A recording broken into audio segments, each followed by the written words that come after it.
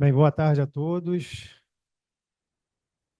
Primeiramente, quero agradecer aqui, né, a participação nesse evento com vocês, aos inscritos online e aos presenciais, né? Agradecer ao Hemorrio, o pessoal do Estudo Hemorrio aí, pelo convite e pela oportunidade de estar trabalhando nesse evento com vocês.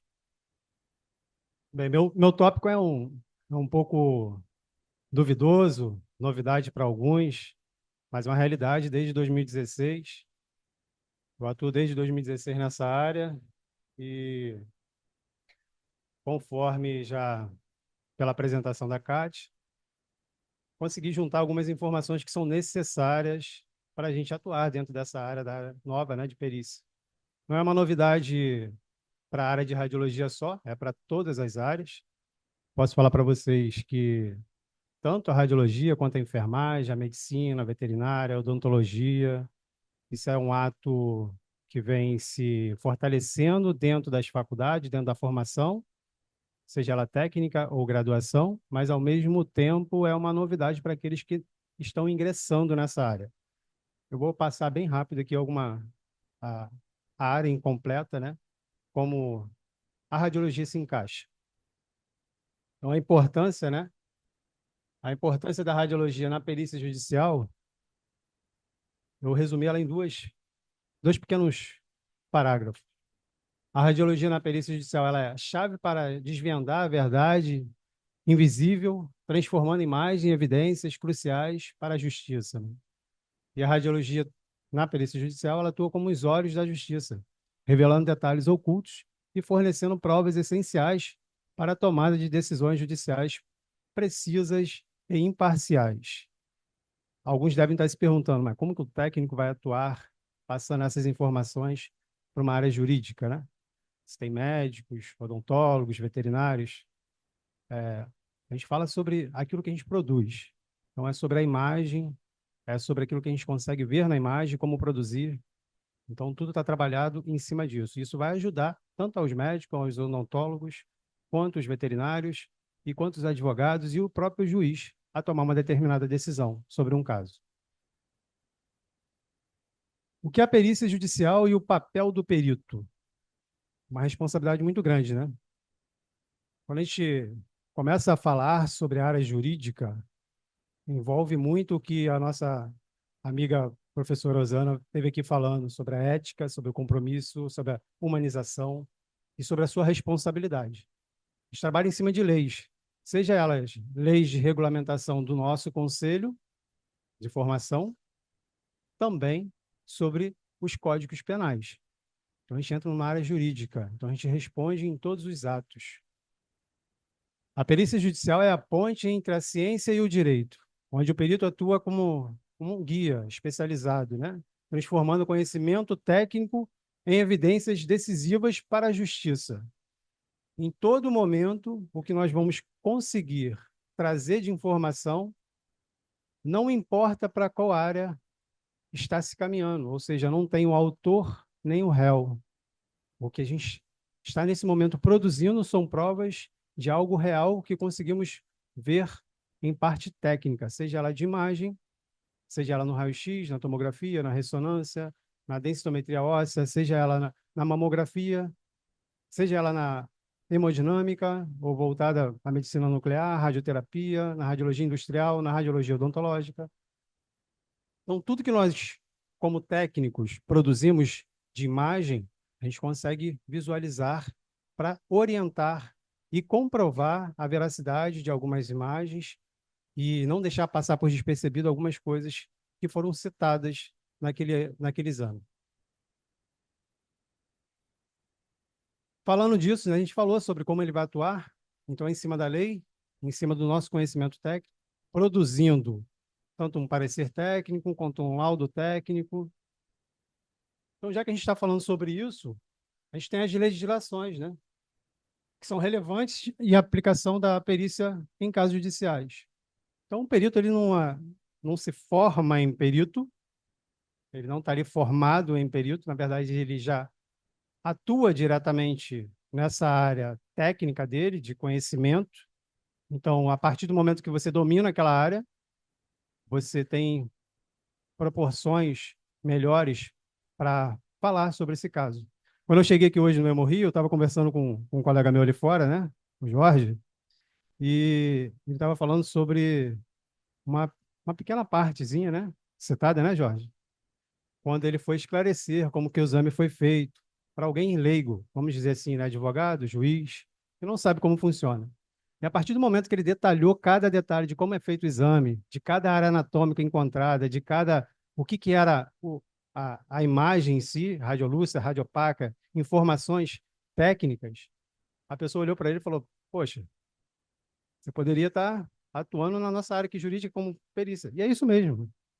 Cada profissional, ao dentro do teu conhecimento, ele tem essa possibilidade de atuar, seja ele técnico ou tecnólogo. Claro, em nível de graduação, o tecnólogo em primeiro lugar. Bom, a legislação ela orienta essa base, né, da aplicação da perícia em casos judiciais, garantindo que o conhecimento técnico seja aplicado de forma rigorosa e justa na busca pela verdade. Como eu falei no início, não é partido nosso, nem meu, mesmo que sendo contratado extrajudicial, que eu esteja atuando diretamente por uma das partes, fazer com que apresente apenas a prova que seja viável para inocentar, para penalizar ou para dar direito àquela pessoa interessada. O que eu tenho que mostrar para o meu cliente nesse momento é que existe o caminho. E o caminho ele pode, naquele momento, dependendo do que está sendo apresentado no material, não ser algo que ele deva utilizar ou seguir. Então, o nosso papel ele é muito importante. No final, vou passar um caso para vocês que eu tive, que é lá de São Paulo, e que eu tinha que apresentar para o meu cliente, mesmo ele me pagando, mesmo ele não podia fazer o que ele queria, eu tinha que apresentar para ele até onde ele poderia ir e o que, que ele poderia cobrar ou não, e até onde que isso poderia também não ter um bom resultado.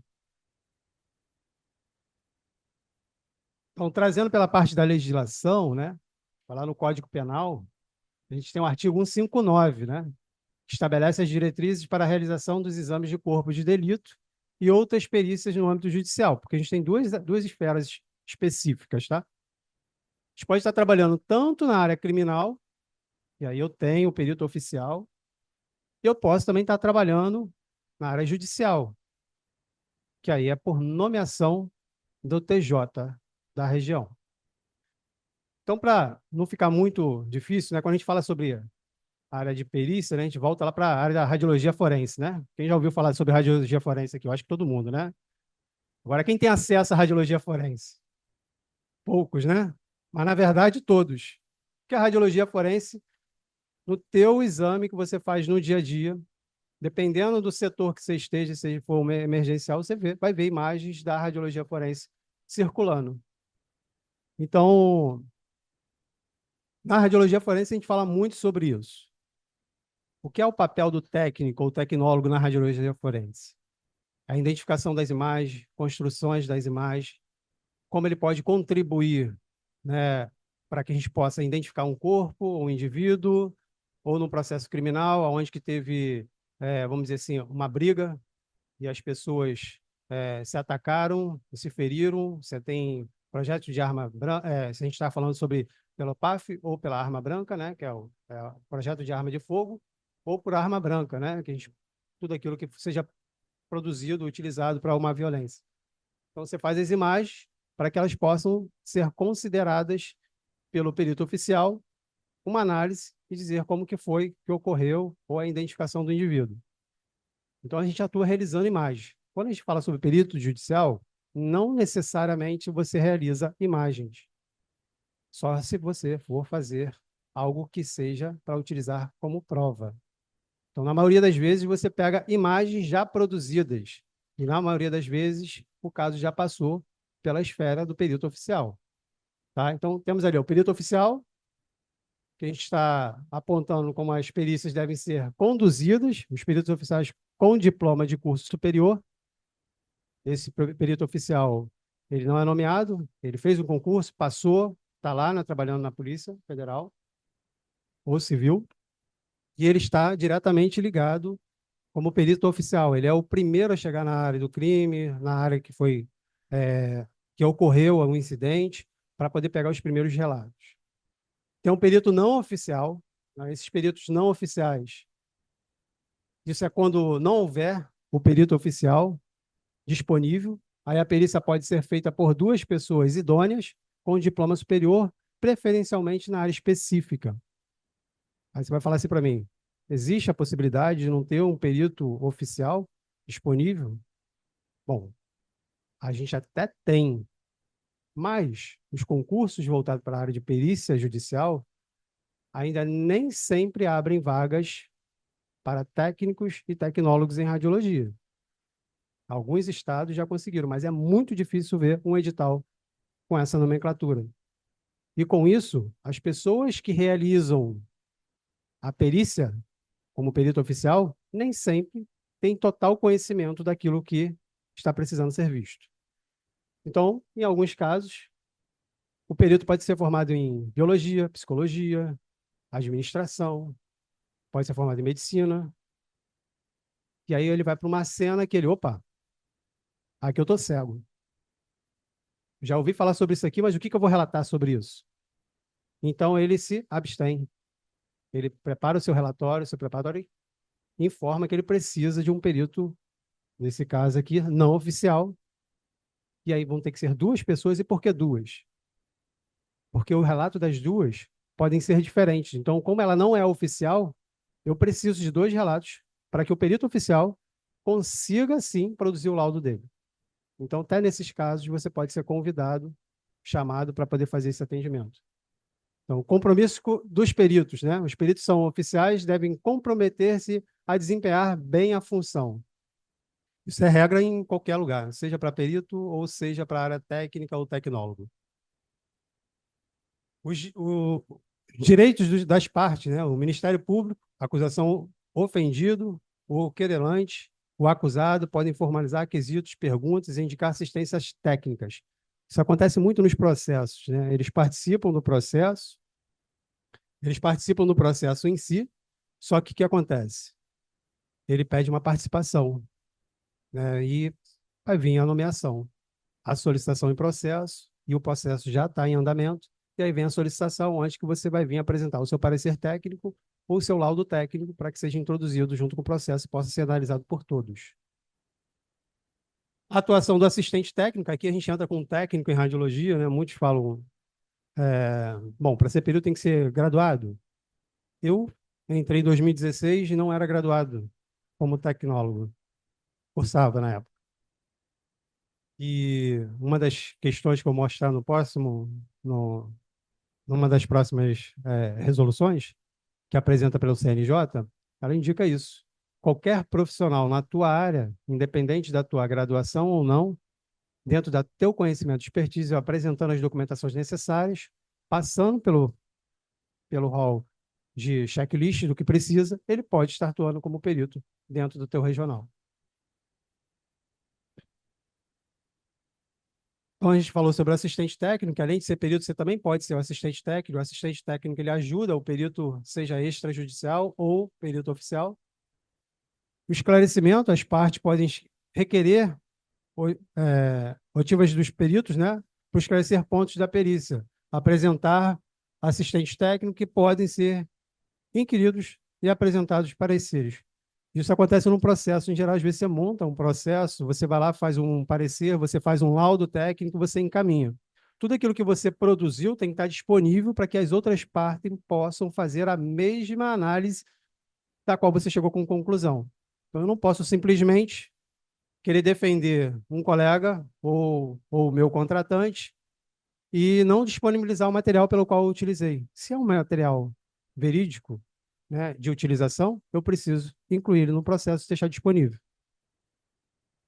Aí entra na questão do acesso ao material probatório, tá? Que é a questão de todo o material utilizado ficar disponível. A perícia é complexa, né?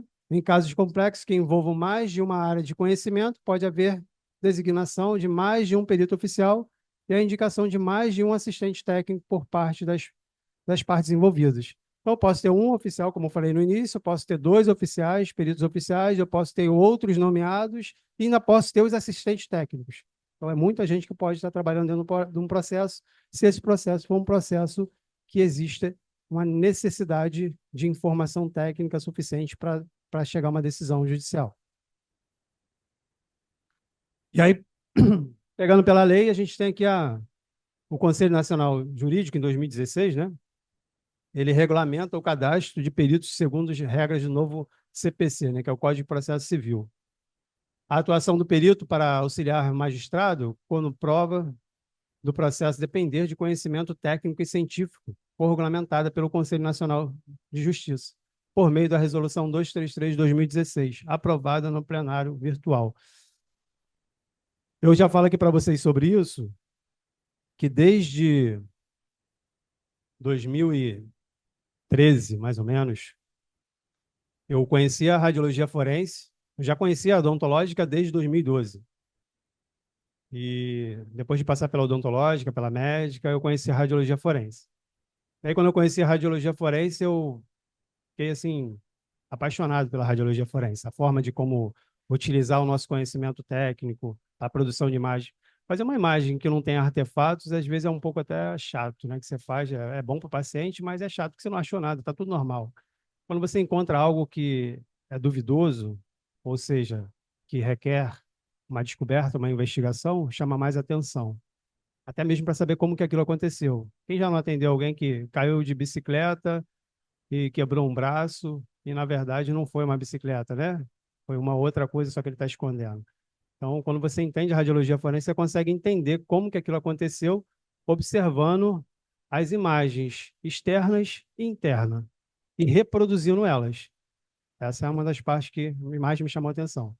Só que lá em 2013, mais ou menos, 2014, eu fiquei, como é que a gente vai atuar nessa área? Isso eu tinha concurso, que quase não abria. Ah, você pode trabalhar no IML, né, fazendo as radiografias dos corpos que chegam lá. Ok, também é concurso, e quase não se abre vaga. Isso lá em 2013. Eu falei assim, não, tem alguma coisa que está escapando aí, não existe. Cara. A gente tem alguma coisa que a gente pode trabalhar. Aí eu conversando com um desembargador conhecido meu na época, e ele falou que a maioria das vezes monta aquela banca de jurados e a maioria das vezes são selecionadas pessoas com conhecimento para aquele caso, para poder entender se as partes estão defendendo iguais e não seja penalizado. E aí ele me relatou sobre a questão do conhecimento técnico. Confesso para vocês que eu cheguei a fazer curso de detetive, investigador, tudo pensando como utilizar a radiologia. Nada disso ajudaria naquele momento. Nada ia me dar uma carteira assinada ou um salário. Mas eu fiz, né? Era uma descoberta. Quando chegou em 2015, começou o boato sobre a área da perícia. Mas só que não tinha banco. Era o juiz nomeava quem ele queria. E aí você tinha que fazer o quê? Ir até o fórum, conversar com o juiz, para que ele conseguisse uma porta para você. Isso não é fácil. Só quem tem conhecimento. E era bem difícil. Então você ia para o escritório de advocacias. Vai até o escritório vai, passa aquelas informações que precisa, te contrata quando ele achar viável. Mas o seu serviço vai ser cobrado e não tinha quem pagasse. E muitas das vezes as partes não têm dinheiro suficiente para poder ficar pagando. Em 2016 sai a resolução, de forma de normatizar e montar um cadastro dentro do banco de dados do TJ de todos os estados de profissionais que possam atuar e com conhecimento no que estaria realizando. E aí foi onde que eu consegui meu cadastro e estou lá até hoje. Então, a legislação ela para nos orientar, nos ajudar quanto a isso, tá? Vindo para a aplicação, né? Exemplos rápidos de como exames radiológicos são usados em processos judiciais, né? Então, eu trouxe dois exemplos aqui para vocês, vou falar sobre o primeiro, tá? Um trabalhador sofreu uma queda em uma construção e alegou lesões permanentes na coluna vertebral, buscando indenização da empresa.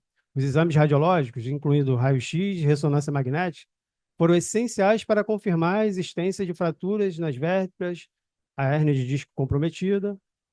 Esses exames ajudaram a comprovar a gravidade da lesão e o anexo casual entre o acidente e as condições do trabalho, influenciando diretamente a decisão judicial a favor do trabalhador. As imagens, tá, gente, aqui produzidas são ilustrativas, tá? Isso porque a gente tem o poder da questão do direito e do dever técnico, né? A ética não nos permite a gente ficarem compartilhando, muitas das vezes nem em palestra. Mesmo que a gente tire quem é o nome do representante, a gente tem que se resguardar. Então, nem em todo caso a gente pode trazer para ser apresentado. Mas esse é um caso comum que acontece muito. Acidente de trabalho acontece, até o momento é tudo socorrido, tudo, né? A empresa dá toda a assistência, mas pode vir as lesões. E aí você precisa de exames que comprovem para que você consiga uma determinada indenização. Muitas das vezes alguma parte está precisando disso, é onde você atua. Não me interessa quem é o paciente, não me interessa quem é a empresa. É simplesmente o ato do serviço.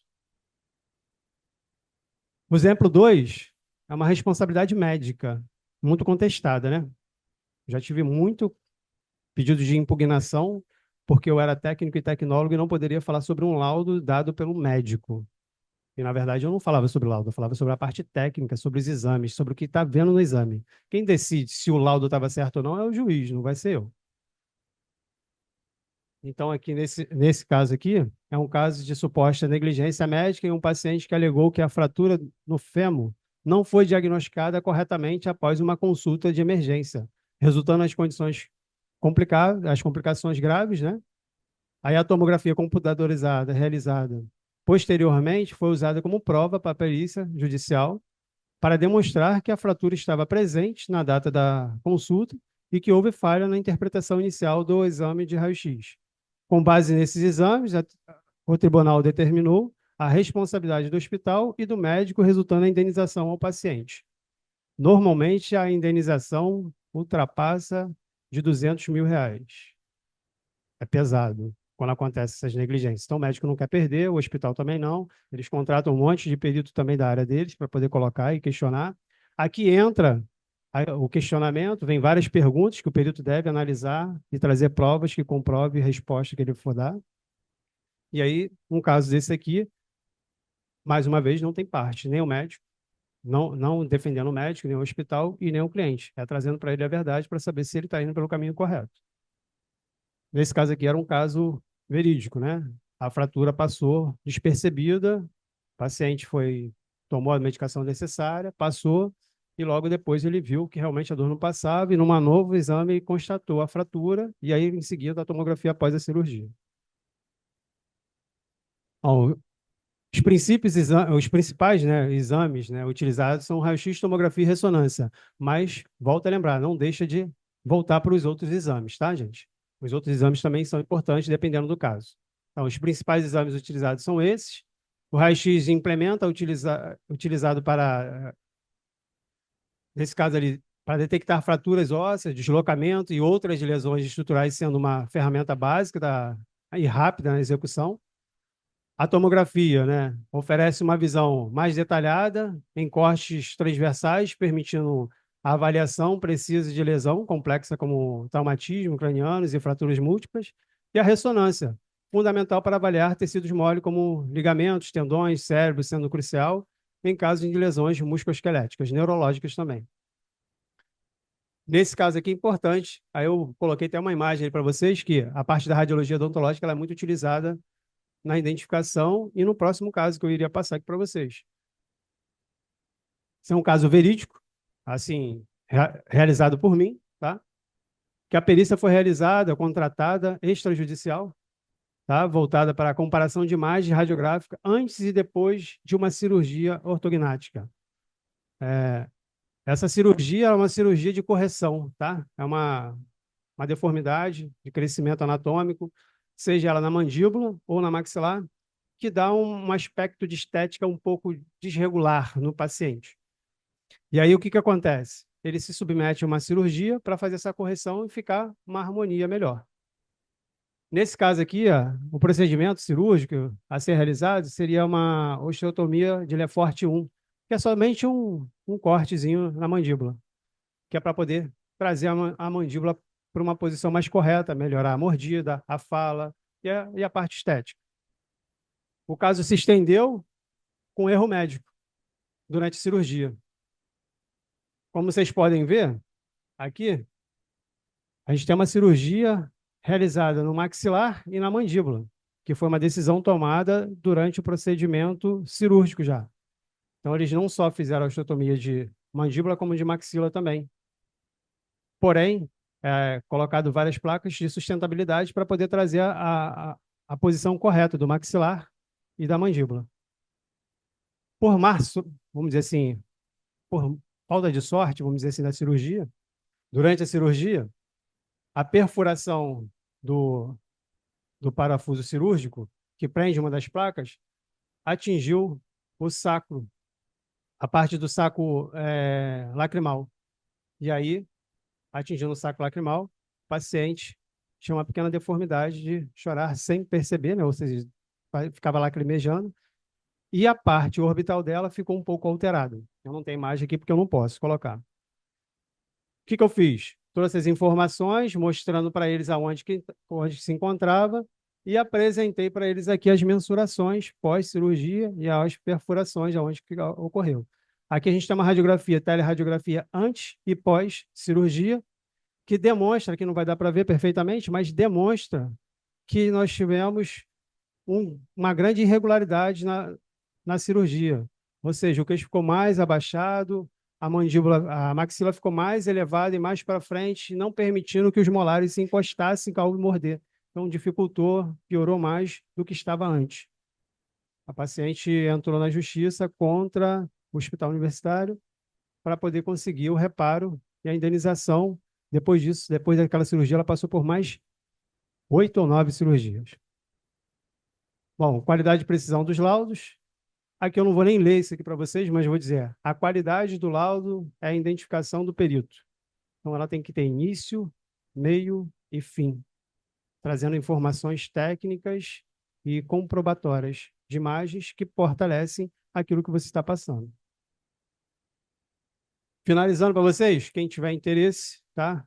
Como que se capacita para isso? É através de curso. Curso de capacitação, não precisa de especialização, porque é para a área jurídica. Você já está especializado, você já está preparado, você já é um técnico formado, um tecnólogo. Então, você precisa de o quê? Somente um certificado de, no máximo, 31 horas, para que você tenha ele como forma probatória, para poder entregar dentro do cadastro jurídico, e que você possa, com esse certificado e com o conhecimento de como utilizar ele dentro da radiologia, na área jurídica, como perito, comprovar a sua nomeação em um TJ, tá? Aqui é outro curso que eu aplico para vocês sobre a radiologia odontológica, que também é muito utilizado. Mas voltando aqui, quero dizer para vocês que cada área dessa específica, que já passou por aqui, seja ela na pediatria, o nosso amigo professor Idris, que ele falou, ocorrem muitos erros. A gente não está aqui para procurar o erro e culpar o técnico ou culpar o hospital. Na verdade, não. É que quando isso afeta uma pessoa, e como o Idris mesmo falou, a gente tem que ter uma humanização, tem que ter carisma, tem que se tornar criança para atender. Essa é a parte que a gente ajuda, entendeu? Essa parte principal. Porque quando isso não acontece, realmente o caminho é só a justiça. E quando vai para a justiça, se os técnicos não tiverem para responder se está certo ou errado, de repente um técnico pode ser penalizado injustamente, né? No caso, como a Usana passou aqui, de vários relatos de técnicos com erros, né, durante seu atendimento, seja com acusação, né, diretamente voltada ali quando está você só o paciente, né, então acusação de abuso e outros mais. Isso depende muito da conduta e o técnico ele é especializado para isso, como perito, para poder conseguir levar para a justiça no olhar técnico o que estava certo, o que está errado, até onde que ele pode ser penalizado. Às vezes ele vai ser penalizado, mas não com uma pena tão grande. E aí é o nosso papel como perito nessa área, tá? Espero ter atingido para vocês aí um pouquinho da informação, um tempo curto, então a gente segue disponível aí para perguntas ou depois quem quiser entrar em contato para mais informações, tá bom?